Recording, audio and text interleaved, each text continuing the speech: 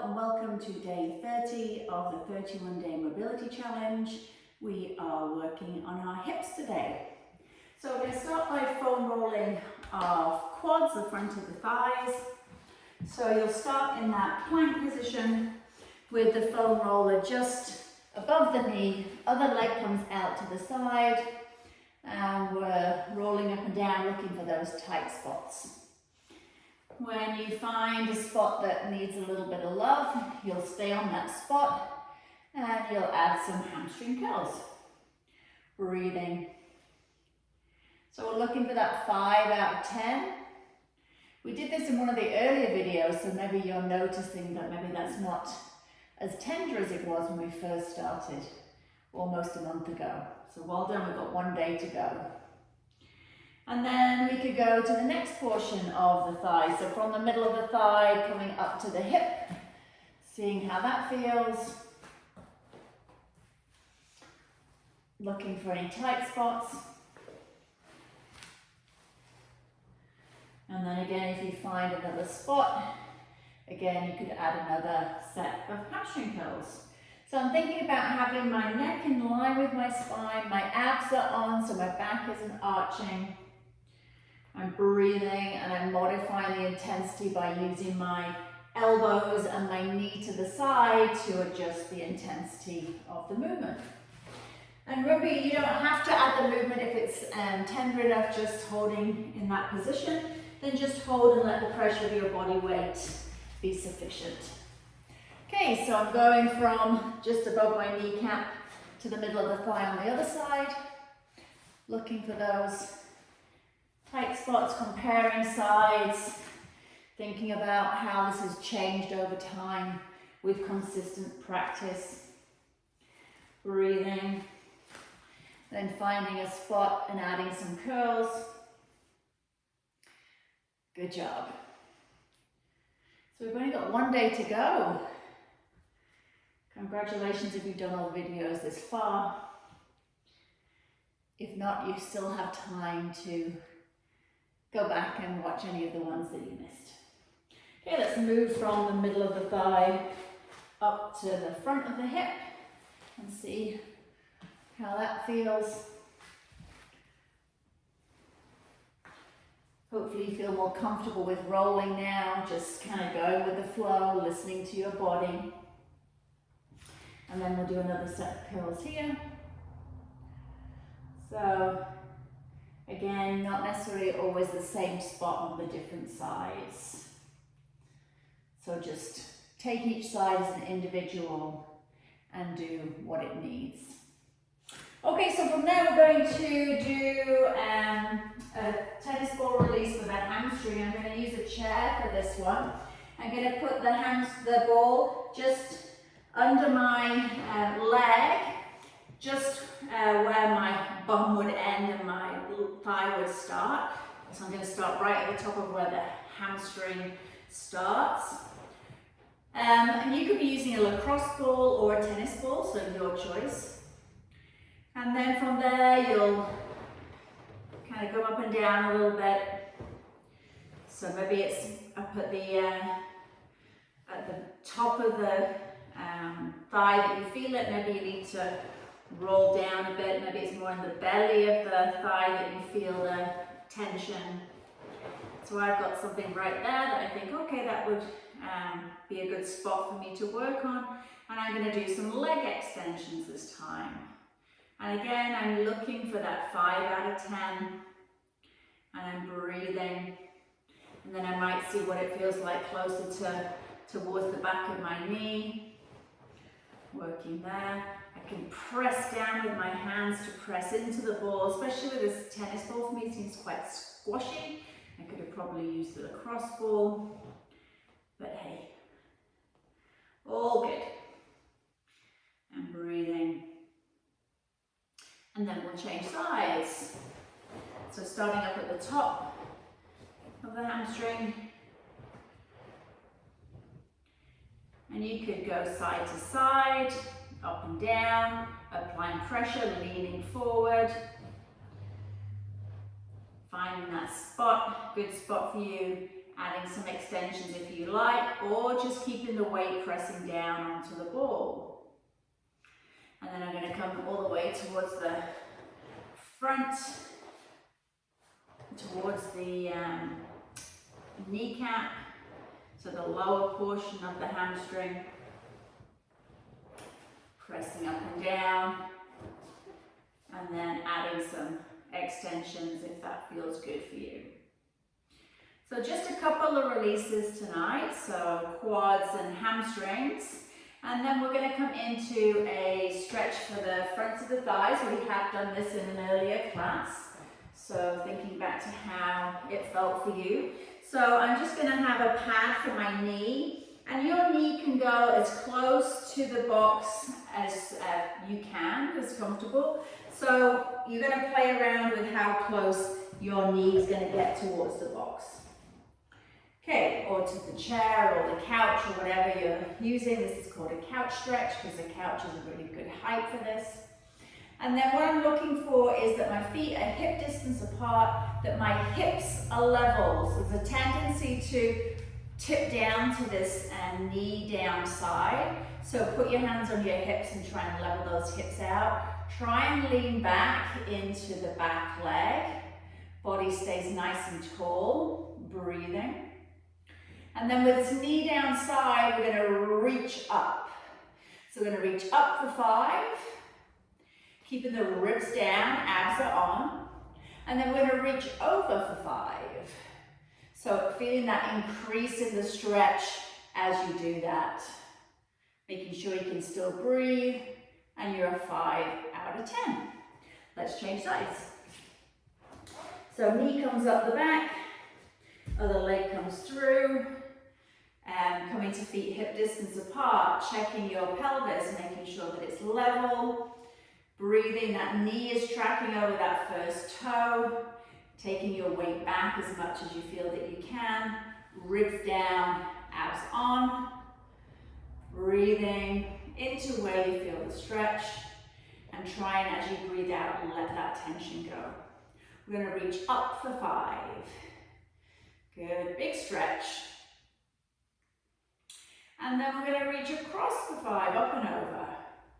So I'm pressing into the hand behind me to support myself as I'm reaching over. And 5. Good. So good stretch for the quads. We're now going to do some activation. We're going to do some hip flexor activation. So you're going to choose an obstacle, and it can be as high as you want to challenge yourself with. So let's say I'm going to challenge myself with this block. I'm going to have the block in between my legs. I'm going to take my legs apart.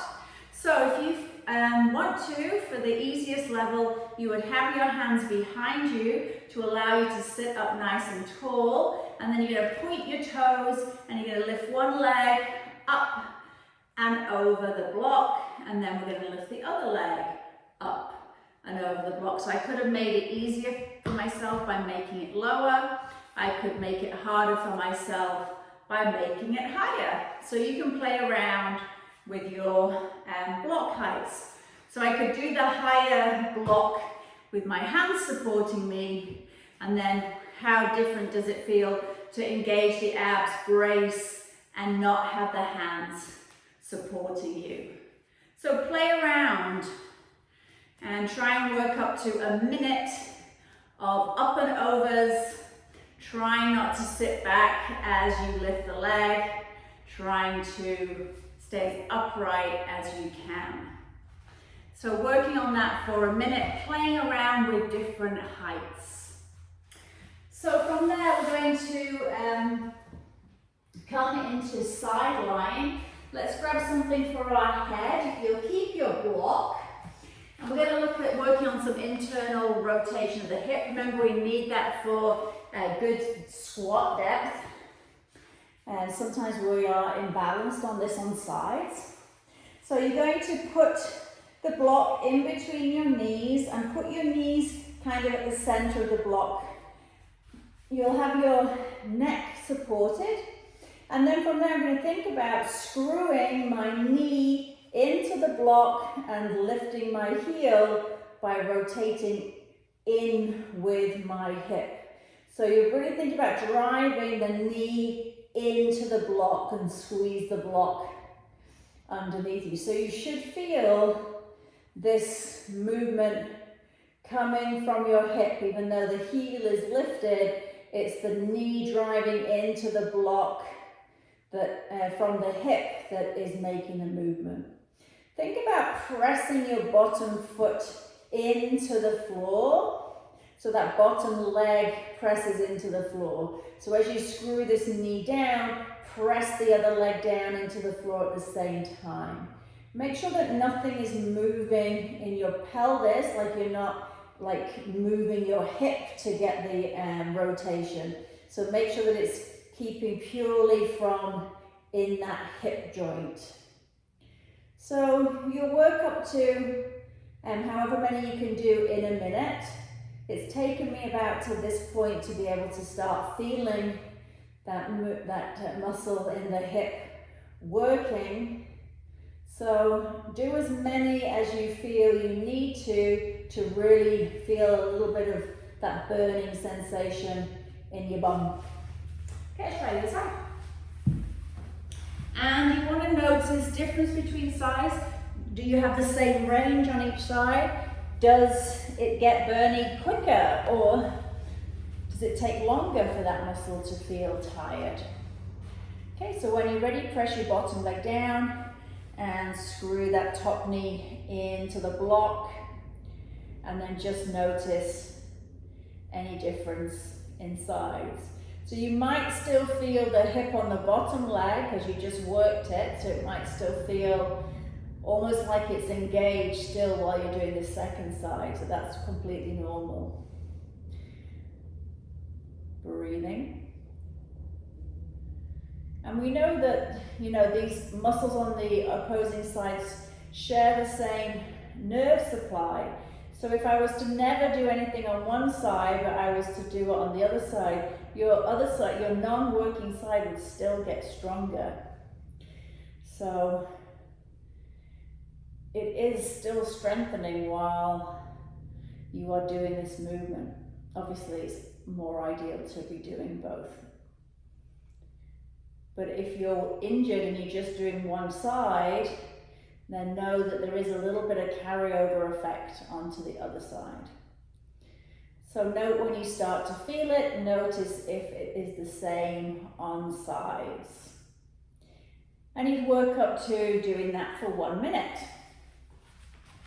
And then from there, we're going to take our band that we've used in other things, and all I've done is tied it into a loop. And I'm going to put that loop around my ankles, and I'm going to lay on the floor.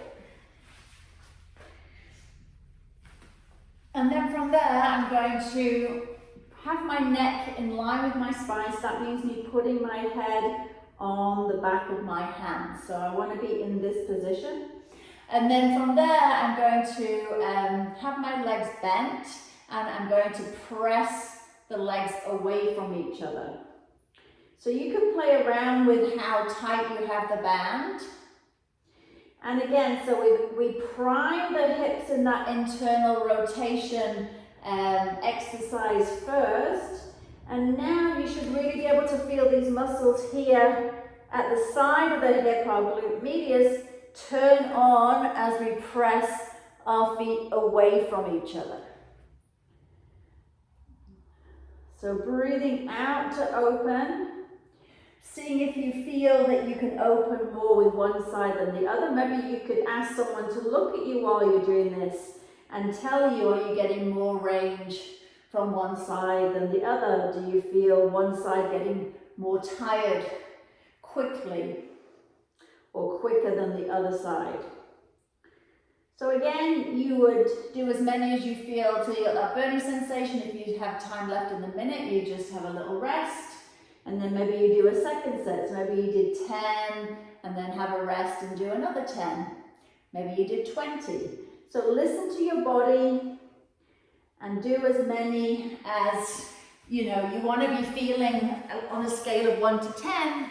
like an 8 out of 10, 7 or an 8 out of 10. So do as many reps to be able to actually feel those muscles engaging.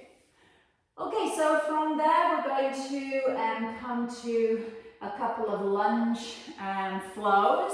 So the first one we're going to start in our low lunge. So we're going to have our hands inside the knee. We're checking that we're hip distance apart, and the hands can come flat on the floor if you can. If they don't come flat, then use 2 blocks or something under your hands to bring the floor up to you. And then let's just do some little bends forward, bending through that front knee, trying to get that chest to come through the arms, just warming up through the hip. Press that knee open with your arm. And then we're going to do 10 flowing from lunge to hamstring stretch. So from the lunge, we'll sit back into the hamstring stretch, and then you'll lunge forward and sit back and lunge. And 3, so we're pulling the toes up as we lunge back. And 4, lunge, good. 5. So if you feel that you needed something in like blocks or something to hold onto when you're coming back into that hamstring position, then just put something here to support your hands. And breathe, or you're bracing, using your arms to balance. So this next time, let's hold it back. Pull the toes in. Breathe. 5, 4, 3, 2, and 1. Then from there, we're going to turn this knee, and we're going to take this leg out to the side. So now we're going to do a side lunge. So we're going to track the knee over the first toe and lunge to the side. 2, good, nice. 3, so keep checking that that toe is tracking over the knee. Often it wants to knock in. And 5, good, see if you can go a bit deeper with each one. 6, keeping the hips square. 7, so they're facing forward. 8, 9, holding it out. 10, so see if you can put your hand down on the floor and open that knee with that hand. You could have your hand behind your back to open your chest, or you could lift your arm up, or you could lift your arm over, sinking into that knee, pressing that knee open. So for 5, 4, 3, 2, and that's 1. Okay, so let's repeat that on the other side. So I'm going to turn, I'm going to come to my lunge this way this time.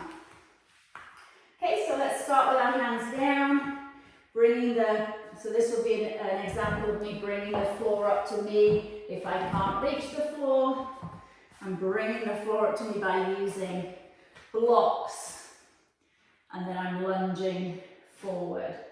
So use whatever you need in terms of props to be able to kind of get into the position without shaking or feeling like it's too intense. So keep lunging forward.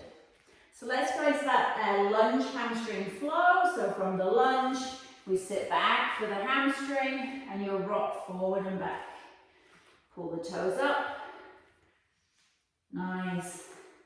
3, so a lot of research about the benefits of dynamic stretching. So this is a dynamic stretch. So we really want to have a little mixture of the self-release, some static stretches, and some dynamic stretches. So we're really covering all bases. It's not just all static stretching like it used to be many years ago. Good.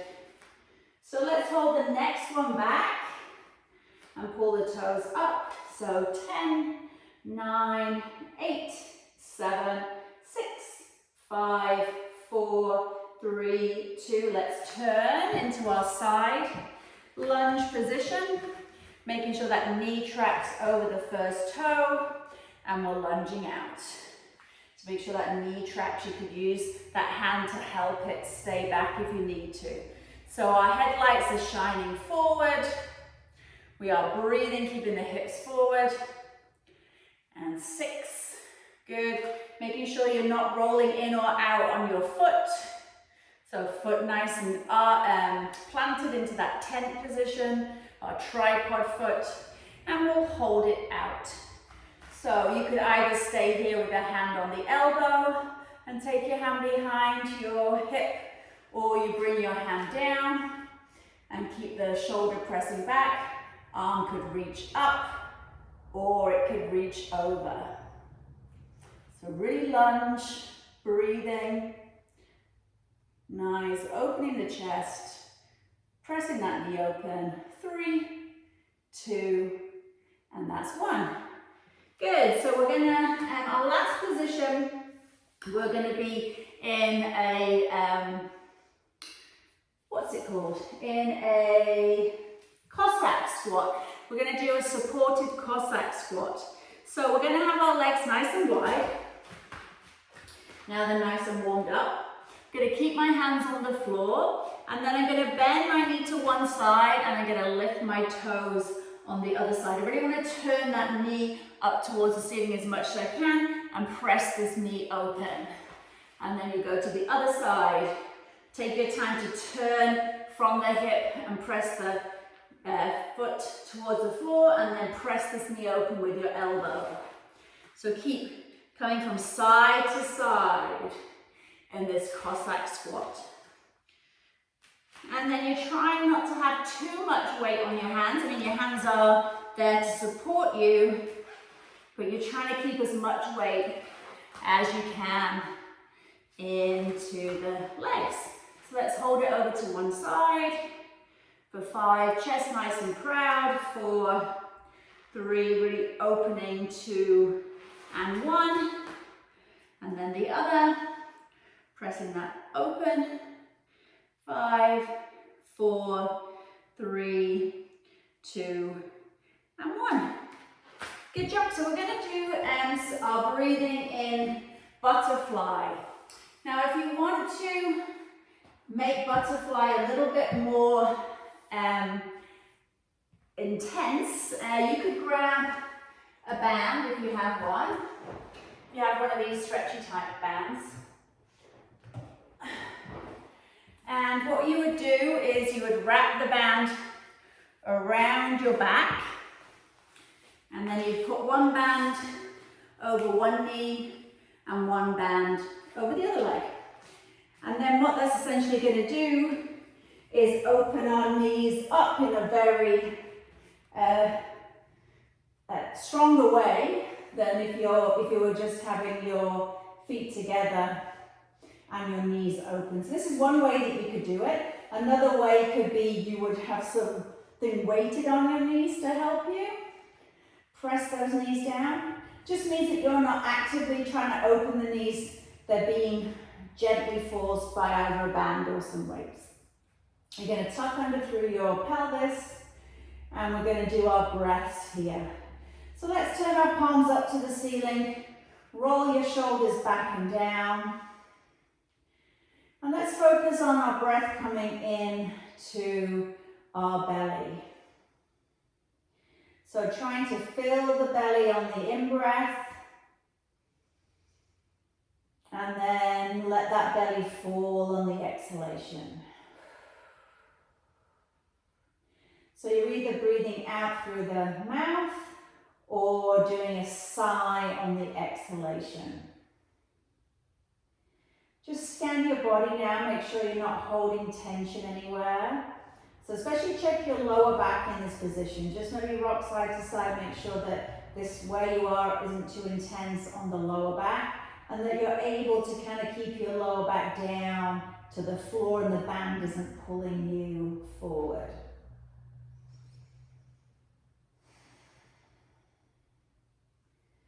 So really focusing on our belly breath tonight.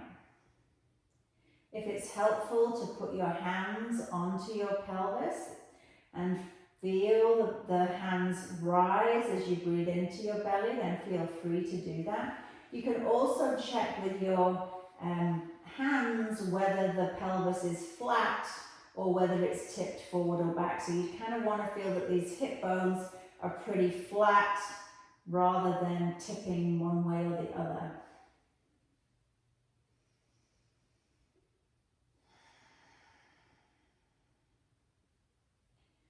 So belly breathing, really good for relaxation.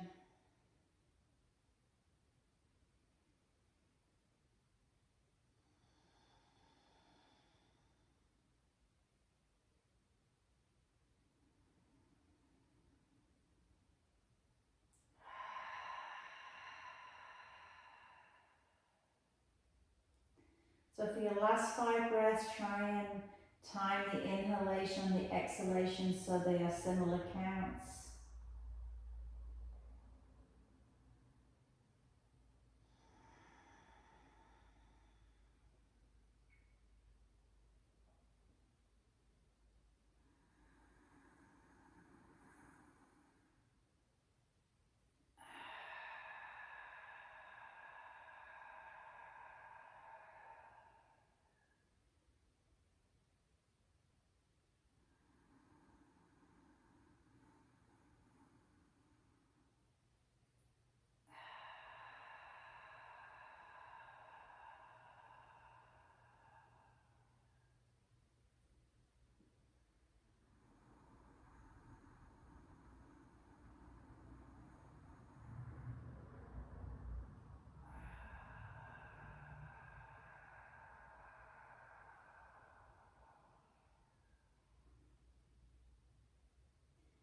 So when you're ready, you will bring the legs up. So use your hands to bring the legs back up together.